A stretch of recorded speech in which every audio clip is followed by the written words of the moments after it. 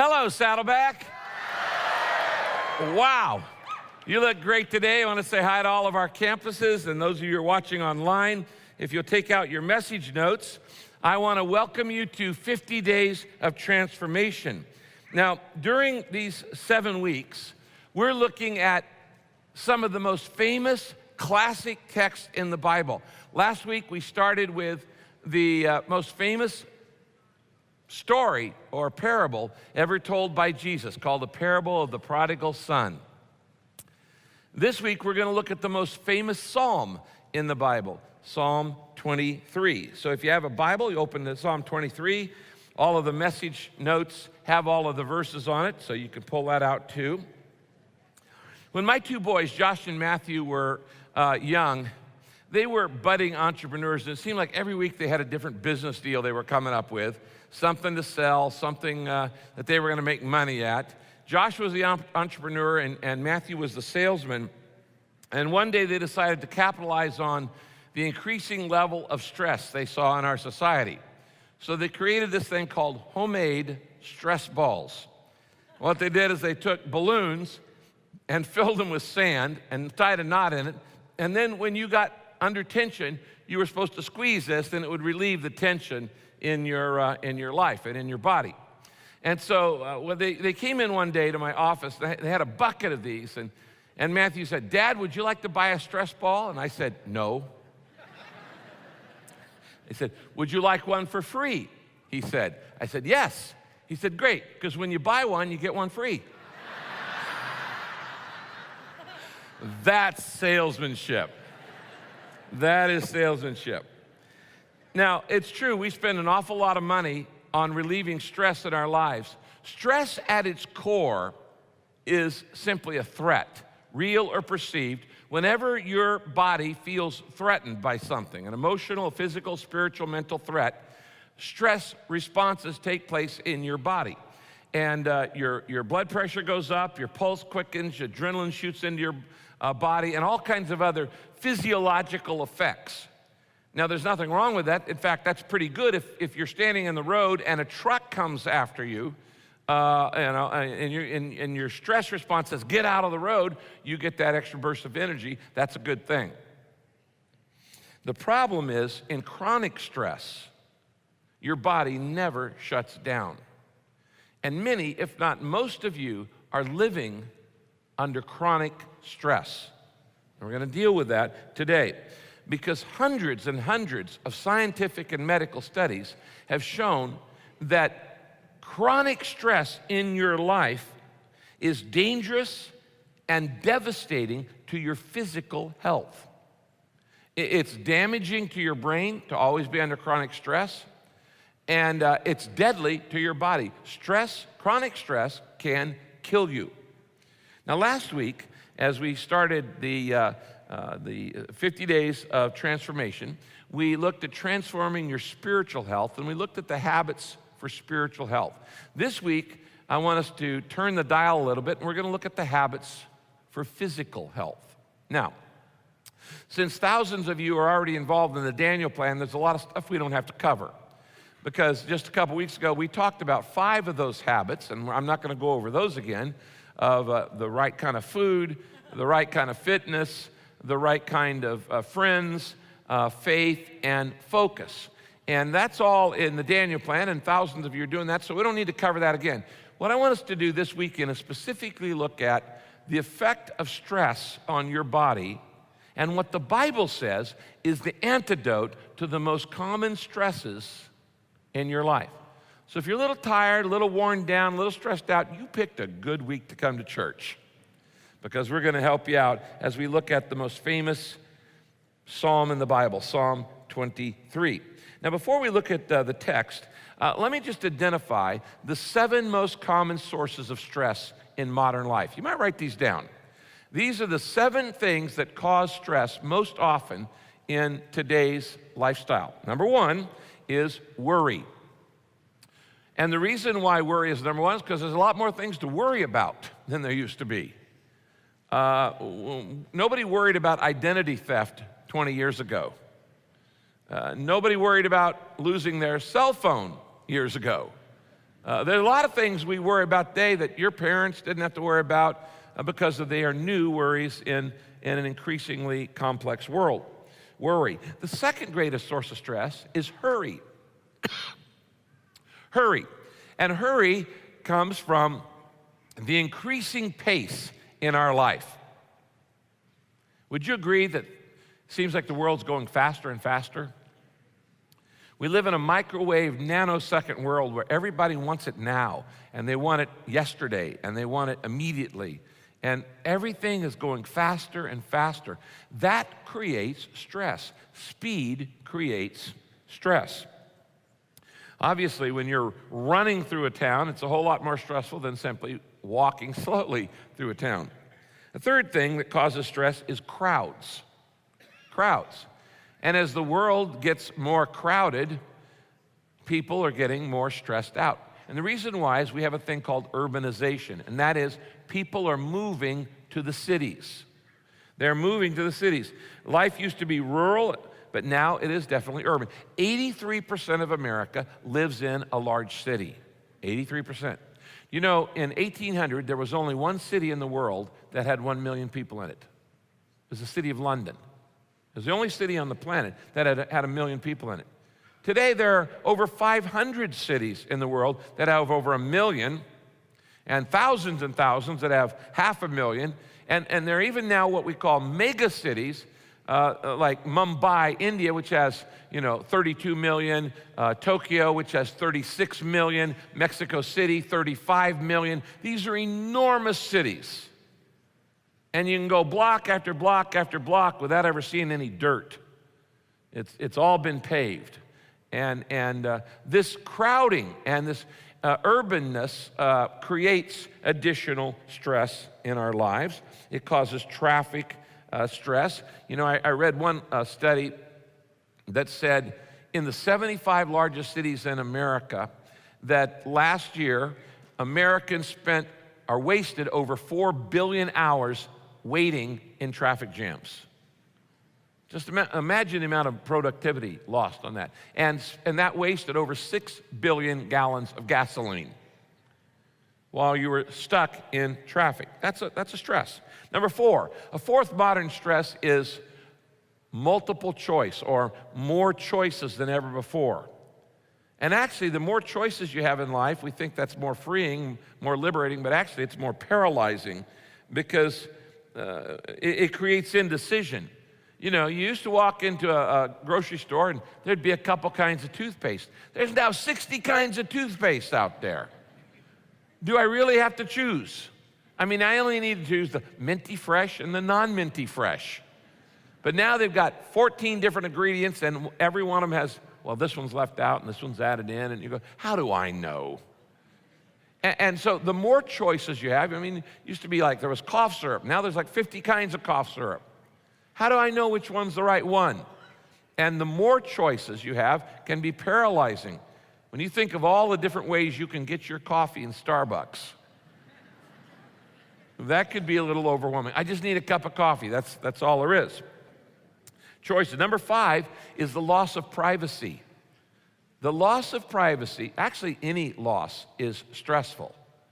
But in the modern world, the loss of privacy is that, there are not just the government, but all kinds of corporations keeping their number on you. And they want to know where you are and who you are and what you've said and what you've bought. And every time, you buy something now, somebody rings it up and they're keeping a record on how many Pampers you've bought and when you need to move to Depends. You move from Hot Wheels to wheelchair, okay? And so the more choices there are and the loss of privacy, that causes stress. Number 6, the word I put down is pluralism. And what is pluralism? Pluralism is we now live in a world where the people around you often have very different beliefs, convictions, lifestyles, cultures, and things like that. 100 years ago, America was pretty much a homogeneous place. There were commonly held values that people shared in common, but that's just not true anymore. Technology has shrunk the globe, and we are now a melting pot, but we're really more like a stew. And people who live all around you and who work all around you often have very different beliefs than you, often have very different cultural values and things like that. What does that mean? It means that there's going to be conflict. And conflict comes from this being around people of different things. And of course, the media feeds on conflict, and it's created this culture of incivility where people are just rude to each other. Then number 7 is the fear of the future. The what ifs, the fear of the future. Now, we're going to look at these things after a song, but I want to read you Psalm 23, because all of the antidotes are in Psalm 23. And it's just 6 verses long, but we find the 7 antidotes in these 6 verses. The Lord is my shepherd, so I have all I need. He makes me lay down in lush green meadows, and he leads me beside calm, quiet waters. He restores my soul. He guides me in the right paths for his name's sake. And even though I walk through the valley of the shadow of death, I will fear no evil, for you are with me. Your rod and your staff, they comfort me. You prepare a table before me in the presence of mine enemies, and you anoint my head with oil. My cup overflows. Surely goodness and mercy, surely goodness and love will follow me all the days of my life, and I will dwell in the house of the Lord forever. That is the most beloved psalm in the Bible. And it's not by accident, because it's given comfort to people for thousands of years. But when you really dig into it and when you understand each of these metaphors, it is telling you how to lower your stress. It is a model of stress management. Okay, look at there on your outline. Proverbs 14:30 says, peace of mind makes the body what? Healthy. It's not always what you eat, it's what eats you that makes you unhealthy. And so we've got to figure out how to lower the stress and raise the peace of mind. How many of you would like to live longer? Could I see your hands? Yeah. Okay, look at the next verse. In the New Living Translation, it says, a relaxed attitude lengthens a man's life. So it's all about attitude. Now, I want us to today, in Psalm 23, take this passage and tear it apart line by line. And I want us to see that there are 7 spiritual habits for reducing stress. They actually parallel the 7 sources of stress that I just gave you in the modern world. And I said that the first cause of stress in your life is worry. And you worry because you think, well, I have what I need when I need it. And anytime you expect other people to meet your needs instead of God, you're going to be frustrated, you're going to be disappointed, and they're not going to be able to measure up, because nobody can meet all your needs. No man, no woman, only God can meet all your needs. So the first antidote to stress, this is an important one, write it down, look to God to meet all my needs.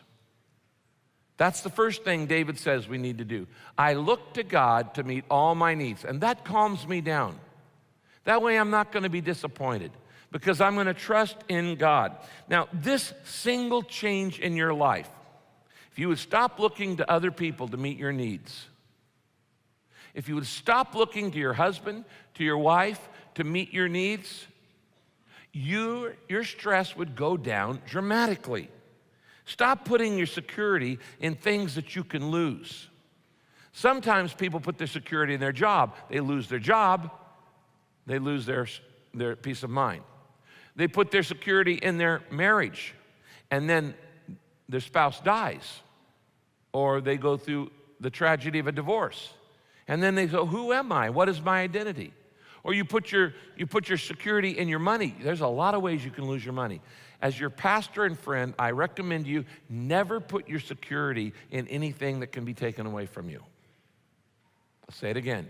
You should always put your security, find your security in something that can never be taken from you. You can lose your job, you can lose your health, you can lose your reputation, You can lose your spouse, you can lose your mind, but you cannot lose your relationship to Christ.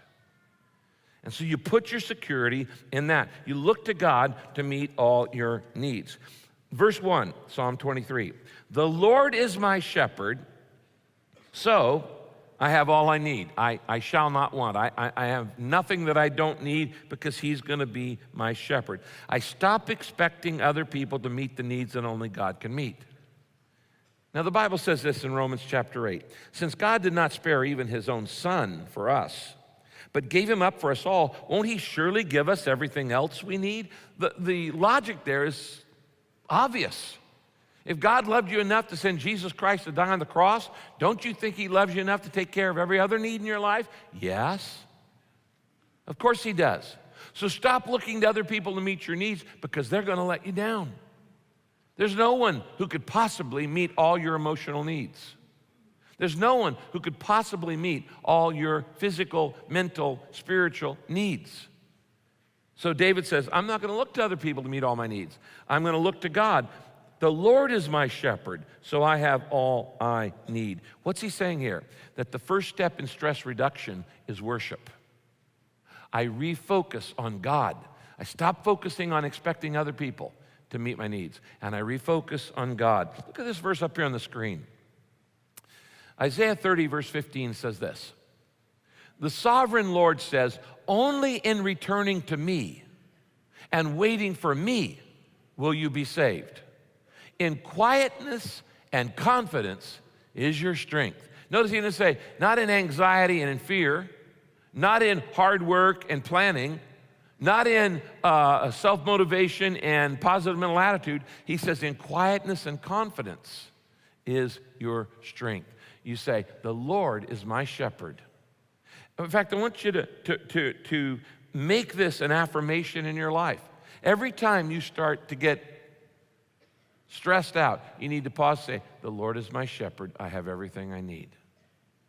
The Lord is my shepherd. I have everything I need. When you start to get stressed out, like, I don't have what I need right now, the Lord is my shepherd. He's going to provide. He's going to take care of me. I'm going to look to God to meet all my needs. Now, once you've laid that, that's the bedrock of stress management. Then you go to the second step, and here's verse 2. I need to obey God's instruction about rest. I need to obey God's instructions about rest. You know, so much of the stress in your life comes from always being in a hurry, always working too much, always feeling like you got too much to do. It's why you overwork. You never can get caught up.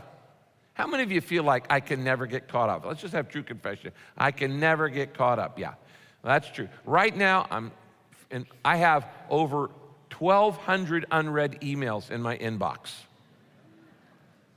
I have over 12,000 emails in my inbox. There's no way I'm ever going to get caught up.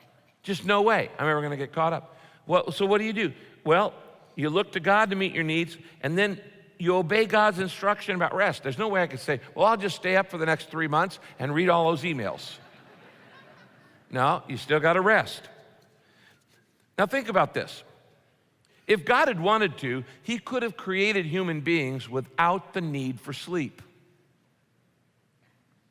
Why did he create you with the need for sleep? You will spend 1/3 of your life asleep. Now, if God's only going to give you 60, 80, 100 years here on earth, why wouldn't he give you 100% of the time? Why would 1/3 of that time be wasted in sleep? Because God wants you to learn the importance of rest. Rest is so important. God rests. God modeled it. When he created the whole universe, the Bible says that after he finished all of creation, it says on the seventh day, God rested. Now, why did God rest? He wasn't tired. God doesn't ever get tired. He was modeling the importance of rest to your life. And he says, every seventh day, you rest. And he said that's what God did. He modeled it. Now, the Bible's filled with instructions about rest, recreation, and relaxation. In fact, it's so important, God put it in the Big Ten. It's in the 10 Commandments. Right up there with don't commit adultery and don't murder And don't lie. He says, every seventh day you take a day off. Hello? That's how important a Sabbath is in your life. Jesus later said, the Sabbath was made for man, not man for the Sabbath. In other words, God said, I created this idea of you take a day off every 7 days for rest, recreation, worship, and restoration. He goes, that's my idea. It's for your benefit. It's so you don't burn out. And yet today in our modern society, people aren't doing that. Even on their day off, they're working. And a lot of people, even if they go to a church service, then they go home and they go right back to work trying to get done all the stuff they didn't get done during the work week. That's not a Sabbath. It's not a Sabbath. Now, God says, I want you to rest. Psalm 23, verse 2 says this, He makes me lie down. Circle the phrase, makes me. He says, God makes me lie down. Has God ever had to make you lay down? Because you aren't smart enough to obey what he says about rest and take a day off every week? You know, sheep aren't smart enough to rest when they get tired, so the shepherd has to make them lay down. And if you're not smart enough to get the rest you need and take a day off every week for rest, your body will make sure you do it. And God has wired your body in such a way that if you don't take time off, your body will make time off. Anybody want to give a testimony on that? If you just keep working, you're going to get sick because God wired you to obey his commandments. Getting enough sleep is essential to stress management. I want you to write this down. My best requires rest. You are not wasting time when you're relaxing. You're not wasting time when you're resting. It is better to have loafed and lost than to have never loafed at all. That's why God gave us a Sabbath. And here's the Sabbath, Exodus 34:21. 6 days are set aside for work, but every seventh day you must rest completely. Circle the word completely. You must rest completely. Even during your seasons of plowing and harvest, you must observe a Sabbath day of rest. Notice that even in your busiest season, it's no excuse. You may be a tax accountant and it's April. You still have to take a day off. Okay? You may be a retailer and it's Christmas season. You still have to take a day off. You may be a farmer and it may be harvest or planting season. You still have to take a day off. Now, what am I supposed to do on my Sabbath? 3 things. Write these down. Here's 3 things you're supposed to do on your Sabbath. Number 1, rest my body. You need to rest your body. Physically rest. There's a biblical basis for a good Sunday afternoon nap right there. Number 2, just not when I'm speaking. Number 2, refocus my spirit. I rest my body on the Sabbath and I refocus my spirit. And what is that? That's worship. It's what you're doing right now. You are refocusing your spirit right now by coming to worship. And in corporate worship, we recharge and refresh our spirit. And number 3, I am to recharge my emotions. Use the Sabbath to recharge your emotions. That's what recreation does. It recharges your emotions. Now, different things recharge different people. And we'll talk about that in just a minute, about how you need beauty in your life, but you need to do something that restores you and re-energize. It could be a hobby. It could be a sport. These are good things that God has given to us as gifts in order to recharge your emotions.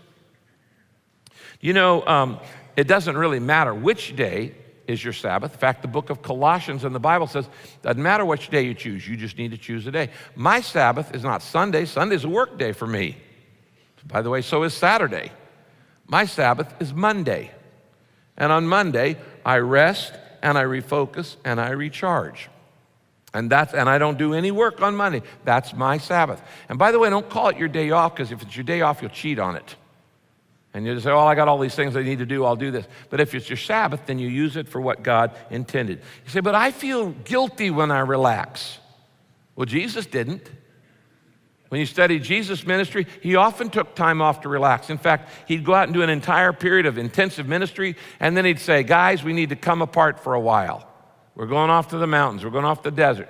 We got to come apart. And I always say, if you don't come apart, you're going to come apart. And he said, let's go off to the desert. He goes, out there where there's these springs and those date palms and springs and Palm Springs. And he said, there's a biblical basis for going to Palm Springs right there, okay? He says, go out to the desert and we're going to go relax for a while. I'm sure they didn't have a jacuzzi to sit in, but it would have been nice.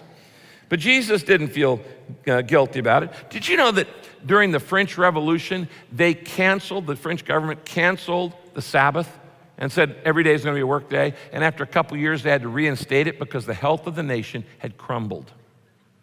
You need this in your life. You need a Sabbath. I heard about a guy who said to his pastor, he said, Pastor, I tried to get a hold of you all day on Monday. And the pastor said, well, I'm sorry, it's my day off. And the man said, well, the devil never takes a day off. And he said, yeah, and if I didn't, I'd be just like the devil. And some of you, that's why you're so mean. You're not getting enough sleep. You're not getting enough rest. You're a little devil because you're not taking the Sabbath. And the devil's not your model. Okay, number 3. I look to God to meet all my needs. The Lord is my shepherd. I obey God's instructions about rest. He makes me lie down. And then number 3, I recharge my soul with beauty. That's the third thing you need to do. Recharge my soul with beauty. Beauty is an incredibly important thing in stress management. Ugliness stresses you out. Beauty inspires. Beauty encourages. Beauty motivates. Beauty stirs up positive emotions. Have you ever thought about why God made the world so beautiful? I mean, you look at sunrises and sunsets, and you look at the intricacies, you try saying that, of beautiful flowers that are never even seen. And all of these sights around the world that many people with human eyes won't see. But God created a world of beauty. He could have made Earth just like the moon, just a moonscape, or like Tatooine. For those of you who don't know Star Wars, that's the desert planet that Luke was from. Skywalker. And he wanted to get off that planet really quick because it was pretty ugly. Should I go on about the gospel according to Star Wars? Yeah. He could have made it just a desolate, dusty, gray planet. No, God created a planet with vibrant colors. Have you ever heard anybody say, I heard it the other day when I was last summer, I was on vacation up in Yosemite. We were under some redwood trees, and a man said to me, I feel so close to God in nature. Well, of course you do. He created it. Man was made to live in a garden, not in a skyscraper. When God created man, he put him in the Garden of Eden. He didn't put him in a skyscraper. You weren't made to live in everything concrete. God made us to live in a garden, in a beautiful place. Do any of you remember Woodstock? You're really old if you just raise your hand. Okay, really, really old, okay? There was this rock concert many, many years ago. Joni Mitchell wrote a song about it called Woodstock, and it says, well, I came upon a child of God. He was walking along the road, and I said, where are you going? He said, I'm going up to Yasgur's farm for this rock and roll band. And there's a line in the chorus that says this, we are stardust, we are golden, and we're caught in the devil's bargain, and we've got to get back to the garden. And it's a capital G. She's talking about the Garden of Eden. We've come a long way from the Garden of Eden on this planet. People say, I feel close to God in nature. Of course you do. It's God's beauty, and beauty inspires, and beauty motivates. Notice the next verse, Psalm 23, verse 2 and 3. He makes me lie down, but where does he make me lie down? He makes me lie down in lush green meadows. Golf course.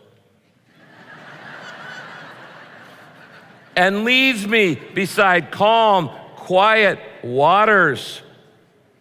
By the sand trap. He restores my soul. Okay, he restores my soul. Now, it's no wonder Psalm 23 is the most beloved psalm because we can all visualize this one. When I say, think about lush green meadows and a calm, quiet lake, you relax just thinking about it. Okay? If I say, think about downtown LA, you get stressed out. If I say, think about meadows and calm waters and babbling brooks, nature refreshes because beauty inspires. Now, you need beautiful scenes. You need to see beautiful scenes, and you need to hear beautiful sounds in order to keep the stress down in your life. You need to add beauty into your life. Let me give you some suggestions. Write these down. Number one, get outside every day. If you're not getting outside every day, your stress level is going up. Even if it's just your backyard, even if it's just walk around the block, even if it's take your lunch outside, walk outside of the office, and sit outside and look up at a tree while you eat your sandwich. You need to get in touch with God's creation. You need to surround yourself with beauty. Get outside. Let me give you a second suggestion. Start the day with God, not the media. Before you read any text message, before you check your email, before you turn on the radio, to some talk radio, people screaming at each other, or before you turn on the television for some morning show so you can hear Bad Morning America, you need to get in touch with God first. The first 7 minutes of your day set your mood every day. So do you want to start it with an alarm clock and then the worst news of the day coming at you? No. You don't really need to know all the bad news first thing when you get up. You don't need to know that. You need to turn on some praise music, some worship music.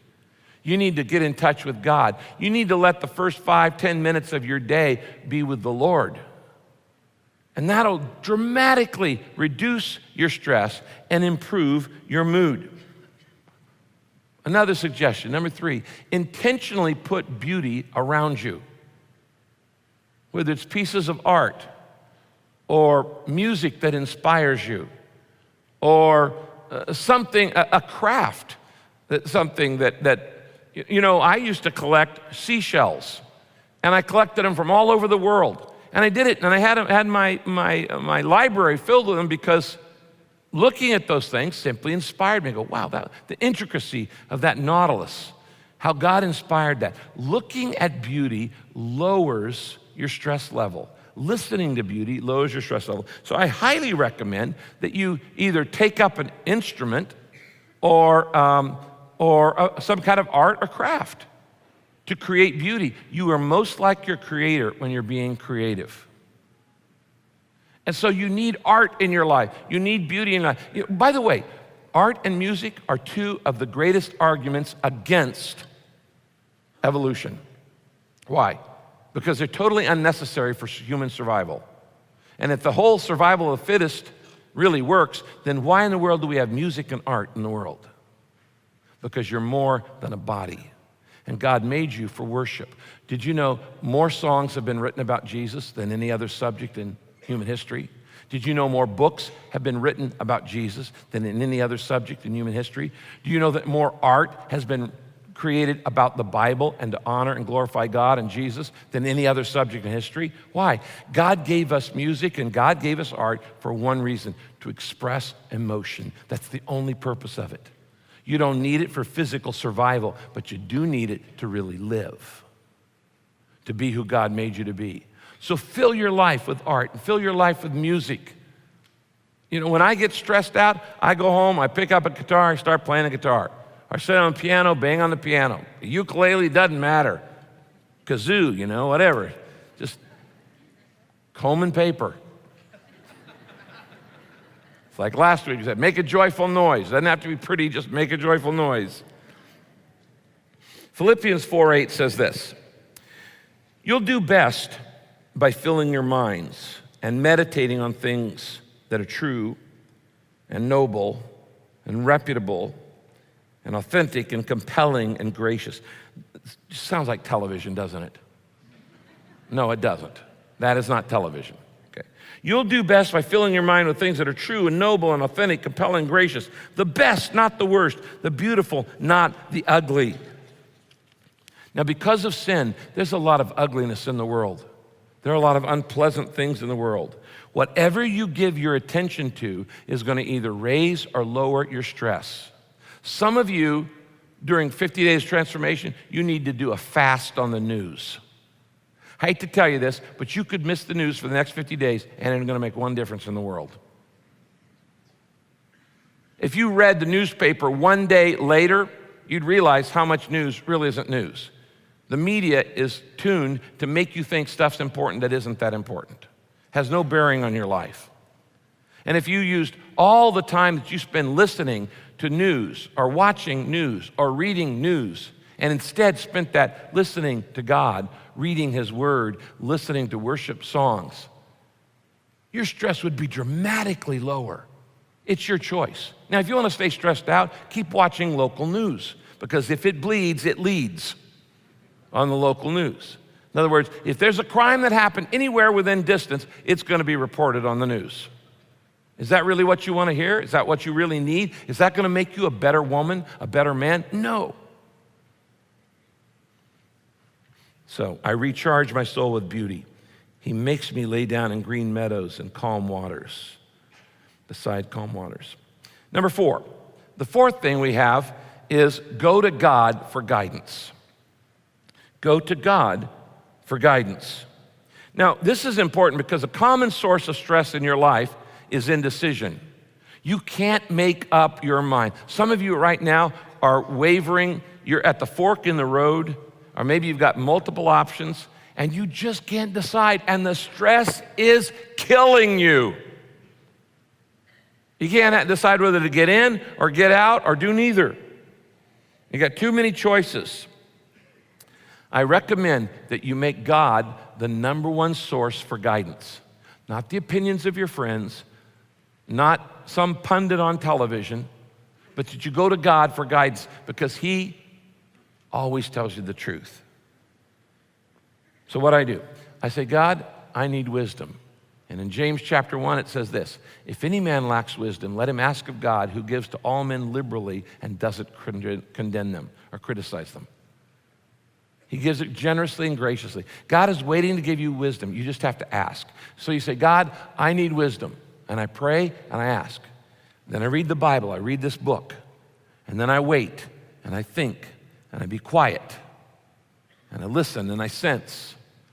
And at the right time, maybe not immediately, at the right time, God will put that idea in my mind. And He'll go, wow, that's an inspiration. That's what I need to do. I want you to write this down. Write this affirmation down. It's an affirmation. God will guide me at the right time. God will guide me at the right time. Not at the wrong time, and His timing is perfect. He's never early, He's never late. If you have to make a decision about next year, He's not going to give you the answer today, because He wants you to trust Him. The Bible says there's enough trouble in each day, take one day at a time. So God's going to give you the right decision and the right guidance if you'll trust Him, but He'll do it at the right time. Psalm 23 verse 3 says this: He guides me in the right paths for His name's sake.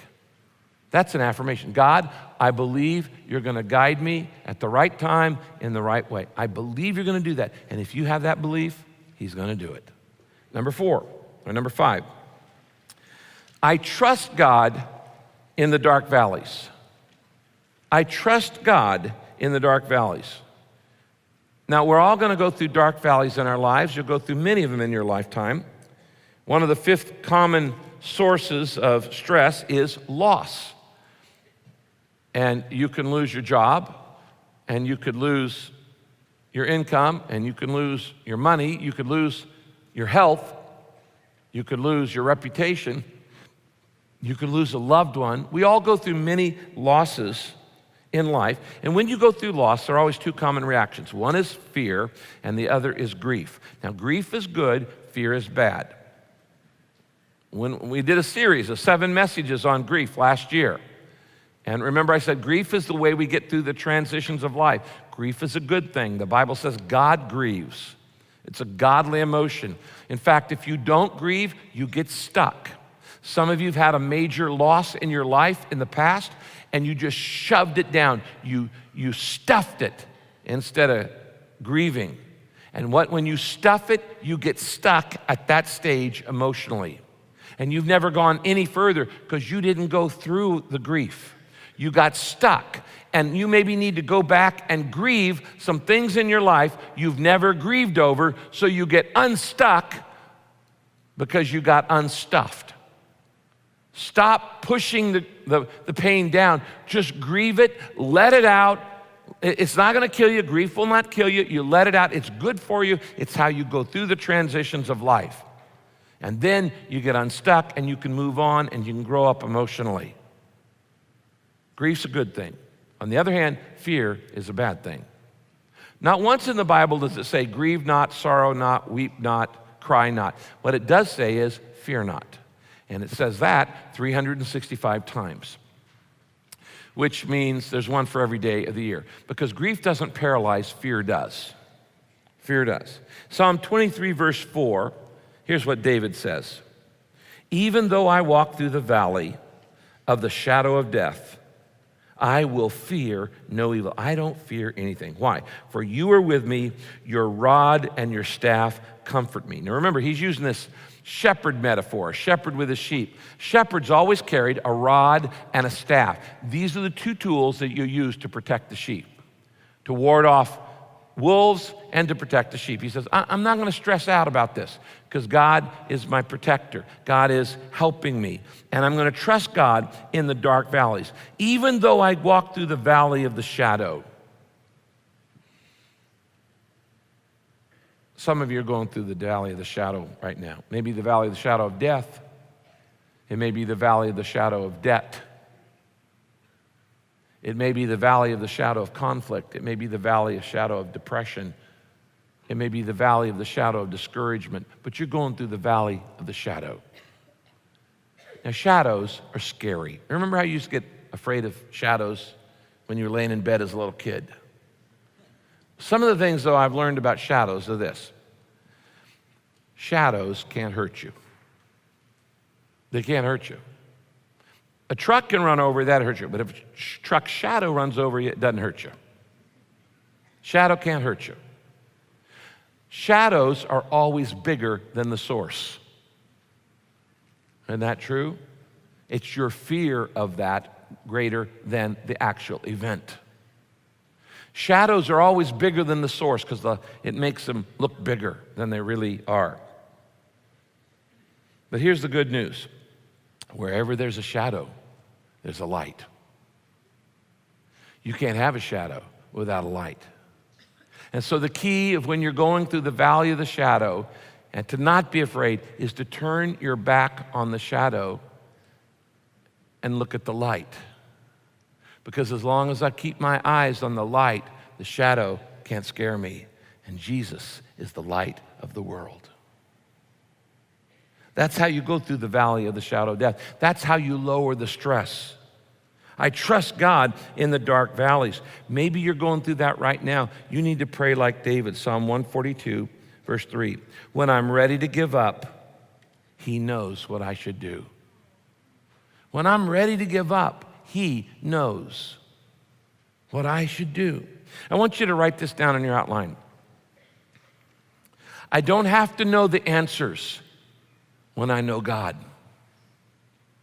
I don't have to know all the answers about what I'm going through if I know God, because he knows what I should do. And I'm going to turn my back on the shadow, and I'm going to look at the light, and I'm going to walk through the valley of the shadow. I'm going to trust God in the dark valleys. That'll reduce the stress of loss. Number 6, in the next verse of Psalm 23, David says, I'm going to let God be my defender. Let God be my defender. Now, another common source of stress is conflict, opposition, criticism, attacks. And there are people in your life who simply don't like you. There are people you work with, they criticize you, maybe out of jealousy, maybe out of fear, but maybe there are people in your life, in your own family. Maybe there's a family member who will not let you enjoy anything. They just are always ragging on you. They're always putting you down. They never have a positive word. If you have any success, they poo-poo it, they downplay it, they minimize it. And you've had these people in your life, and they're always attacking you, and they're always putting you down, and they're always criticizing you. And when that happens, your natural response is what? Attack back, criticize back, retaliate, get even. But when you get even with somebody who's criticizing you, it puts you on the same level.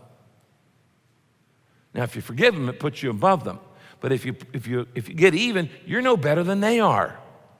Now, because of the pluralization in our society, we have people around us all the time who totally disagree with us.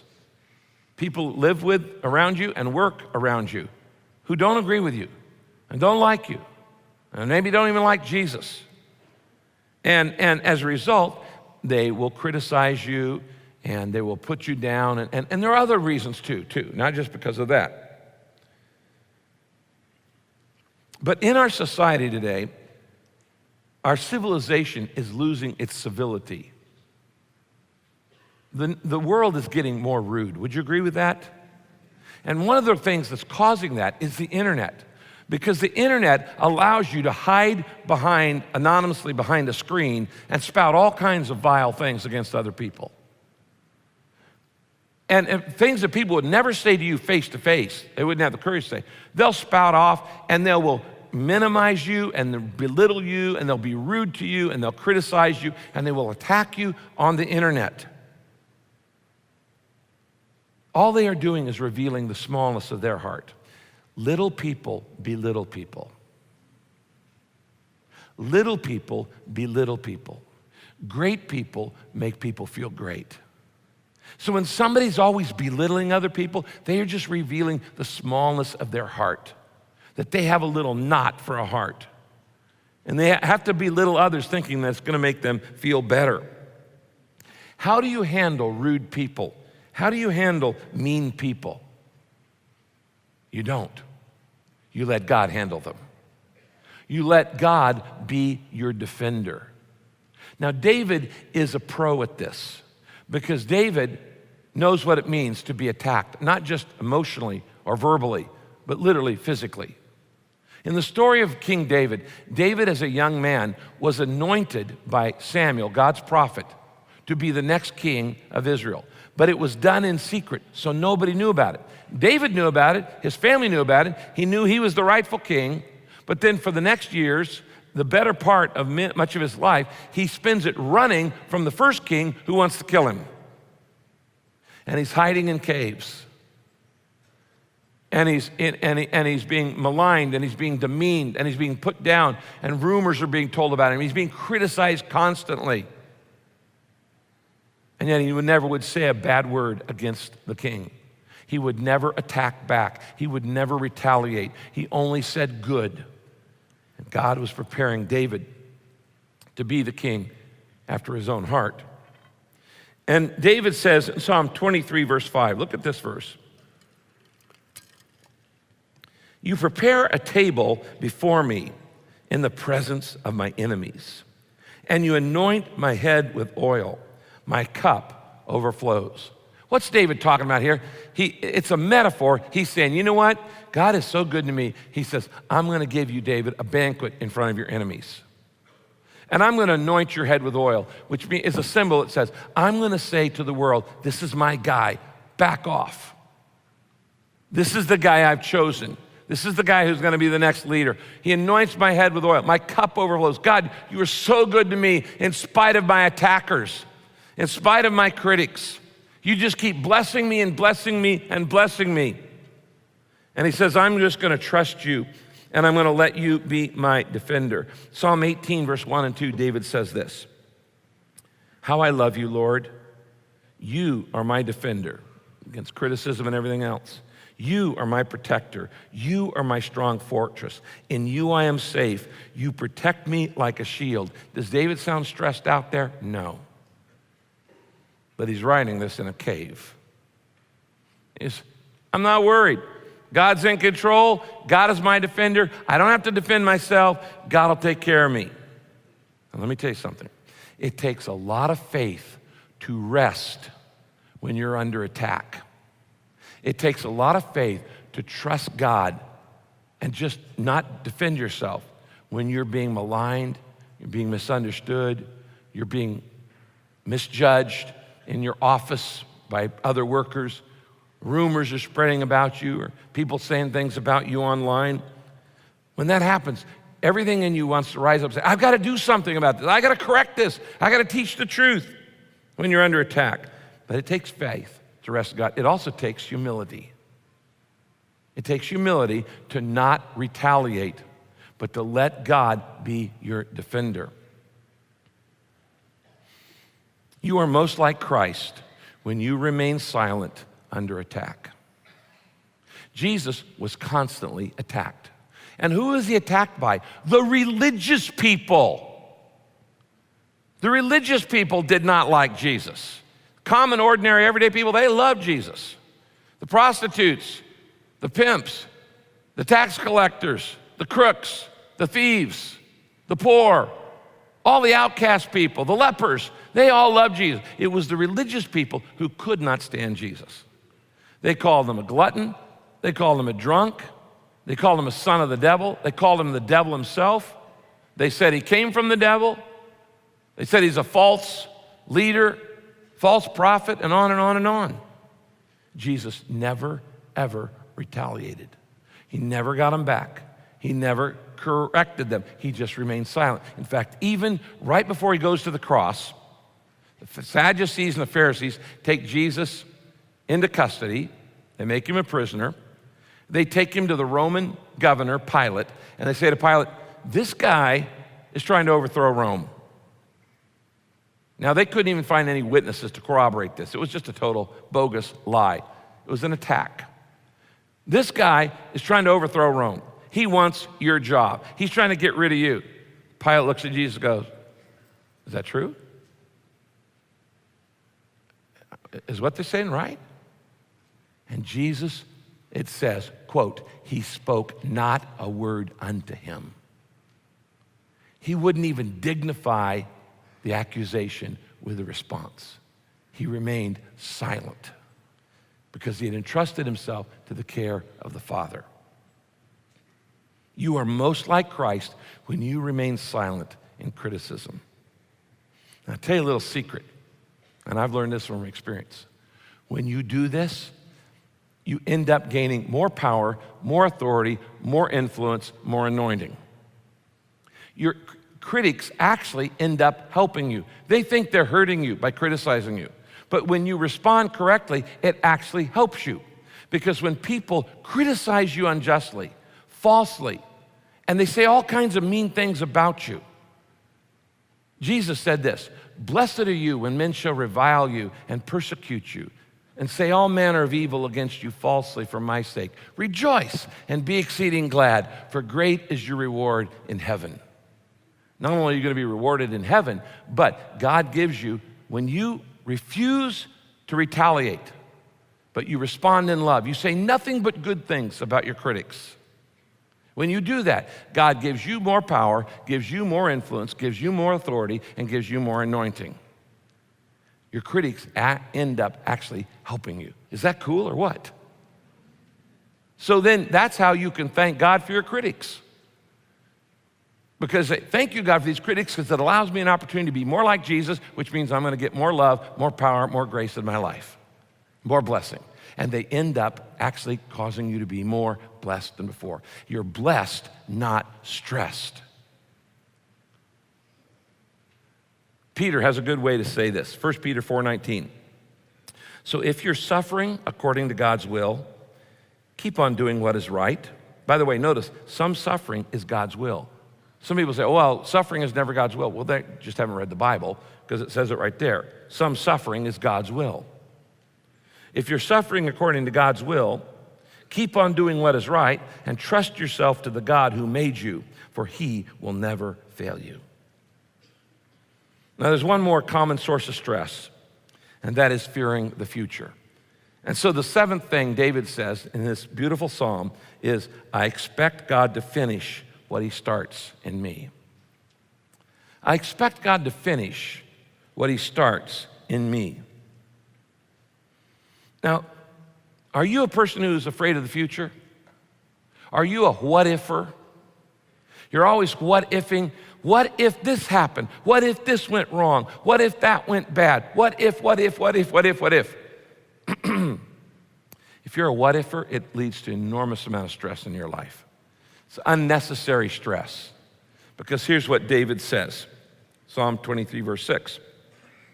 Surely goodness and love will follow me all the days of my life.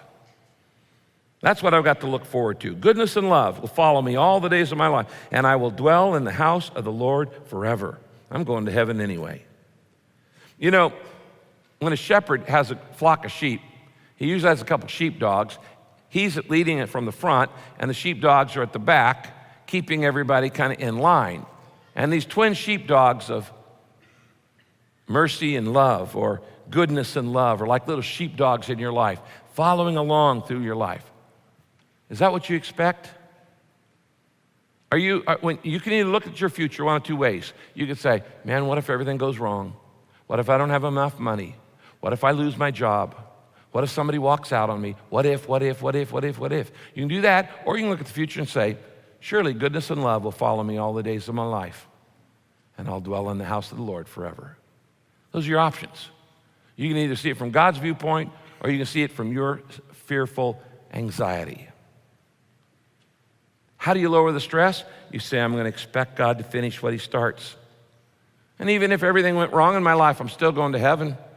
I will dwell in the house of the Lord forever. Now, what do you expect? What you expect, there's a word for that. It's called a goal. And that's why, remember, I'm trying to get you each week to set one goal during 50 days of transformation. If you don't set goals, you're not living by faith, because goals are statements of faith.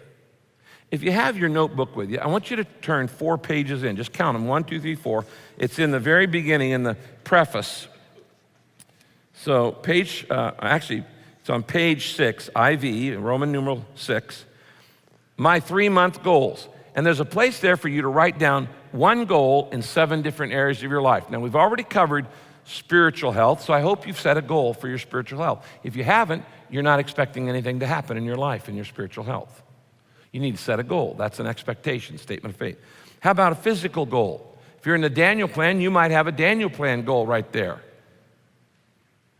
If you're not in the Daniel plan, you could certainly say, my goal is to observe a true Sabbath for the next 3 months. And see what'll happen if you actually took a full day off and didn't work, but you used it for worship, rest, and recreation. How much smarter would you be? How much more creative would you be? How much more energy would you have? Set a goal for your physical health and your spiritual health. Next week, we're going to look at emotional and mental and spiritual, all these other areas. The last verse on your outline, Jesus says this, come to me. Come to me. Not come to church, not come to class, not come to clinic. Come to me, Jesus says. All you that are weary and carrying heavy burdens, and I will give you more work to do. I think some people actually think that's what the verse says. Come to me if you're weary and carrying heavy burdens, and Jesus says, I will give you what? Circle that. Rest. Rest. Take my yoke upon you and learn from me, for I'm gentle and humble in heart, and you'll find rest for your souls. For my yoke is easy and my burden is light. For many years, I never understood that verse. First place, as a kid, I didn't know what a yolk was. I thought it was like the part around the egg, okay? Or in the middle of the egg. A yolk is a board that is stretched with two, arches in it that you put over two cattle so that two cattle will pull a cart. The value of a yoke is it halves the load. Without a yoke, you got one cow, it's got to pull that entire load by itself. But if you yoke up the cow with another cow, then the two cows together pull the load together, and the load is half as heavy. Does that make sense? So when Jesus says, take my yoke upon you, I didn't know, I just thought it was sounded to me like, oh, he's gonna give me something else I gotta deal with? Take my yoke, I got a heavy enough burden myself. Lord, I don't need to take your problems on me. That's not what at all what he's saying. When he says, take my yoke upon you, he's not saying, I'm gonna give you my problems. Jesus doesn't have any problems. He's saying, take my yoke upon you. I'm gonna share your problem. I'm gonna share your load. I'm gonna take your stress, and I'm gonna pull it with you. Wow. Now he says three verbs in this verse. He says, come, he says, learn, and take. He says, come to me, Jesus. And then he says, take the yoke on you. Team up with me. And then learn how I do it. This is going to lighten your load. This is going to reduce your stress. This is going to make it easier for you to navigate. Now write this down. When I'm yoked with Christ, we move together, because you're obviously yoked together. We move together in the same direction and at the same speed. And those two are the problems that you have. You're going in the wrong direction and you're going at the wrong speed. But when you yoke up with Christ, you will go in the right direction and you will go at the speed that you can handle. And when you're yoked to Christ, you're not going to go off in a ditch because he's going to keep you on the right path. And when you're yoked to Christ, you're not going to run too fast and burn yourself out because you're yoked to Christ. You need to come to him now. Let's bow our heads. Lord, I know there are many people who are tired and worn by the pace of modern living. And I know, Father, that of these different stresses that we've looked at, so many of them can be seen right here in our midst today. We know that many people are stressed out by worry, by fear, by conflict, by criticism, by indecision, by the rudeness of people around them, by a crowded schedule, by overwork, all of these different things. And Lord, if we just do it your way, life would be so much easier.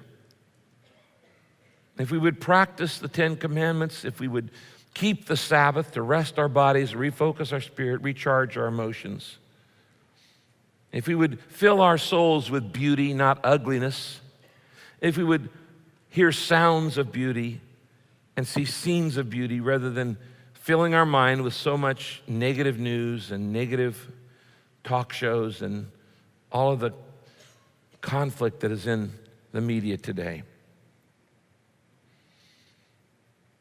Lord, I pray that each of these steps that David took, that we would take today. Now you pray. Would you pray? Say, dear God, in your mind, just say, I want to look to you to meet all my needs. I know that there's no person who could possibly meet all my emotional, spiritual, mental, physical needs. The Lord is my shepherd. I shall not want. And God, starting today, I'm going to obey your instructions about rest. You make me lie down in green pastures. Help me to fill my soul and my surroundings with beauty, with art, with music that you have given for the expression of emotions.